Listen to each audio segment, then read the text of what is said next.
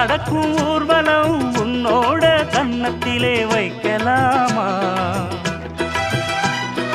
அந்தியிலே சந்தனத்தை பூச, ஆசைகளை கண்களிலே பேச, சேலையிலே நீ விசிறி வீச, காலையிலே பார்த்த கண்ணு கூச.